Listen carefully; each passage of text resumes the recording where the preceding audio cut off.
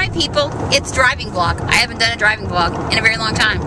It's also Tuesday, and you're watching Project Life Size. Promise.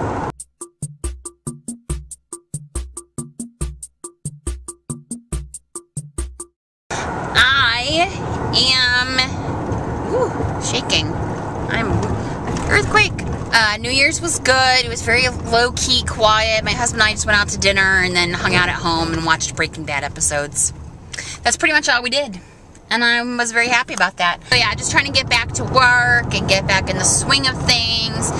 Megan freaking Tonjes is coming to visit me next week for a few days, so I gotta get ready for her. She also insists that I'm cooking for her and is going to go through all of my Novel Noms episodes and rank them. Interesting. Maybe we'll do a blog TV and you can see how much we hate each other when we're next to each other. I was reading an article. For some reason, you know, you have those certain people that just get under your skin. And one of those people for me is Carnie Wilson. And I will admit to you that I had a weakness back in the day for Wilson Phillips. I know, I'm sorry. But then it seemed like every time you saw Carnie Wilson since the late 90s, it was always about her weight. You know, she's getting gastric bypass on television, and she lost like 150 pounds, and blah, blah, blah. We have to hear from Carnie Wilson, and she won't shut her mouth about how much weight she lost from gastric bypass. You know what? I was fine, great. But every time since that era, she pops up in the news or on Yahoo or whatever, it has something to do with her weight. That's all you have to talk about yourself, is your weight problem. Then you are making yourself a victim. I mean, she's going on and on about how she got sober. Instead of saying, you know, I'm sober and I found this great place in my life and I love who I am no matter what. No. Oh, no. She doesn't feel right in her body. And you know what? I understand that.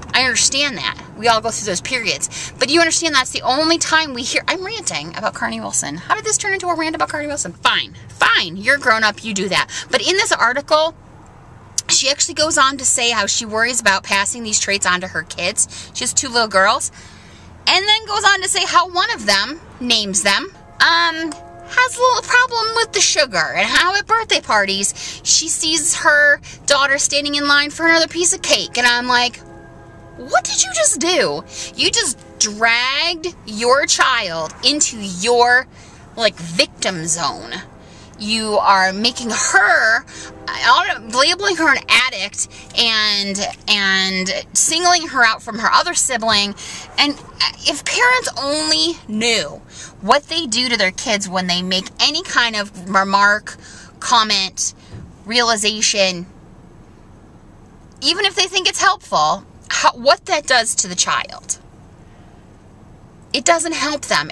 You're just gonna, like, etch these little things in their brain. Unless you have a mother who is supportive of you and loves you no matter what. And oh, by the way, loves herself no matter what. The best thing you can do for your kids is not to call them out on their weaknesses, but is to be an example of someone who has weaknesses and perseveres anyway. It's my rant for the day.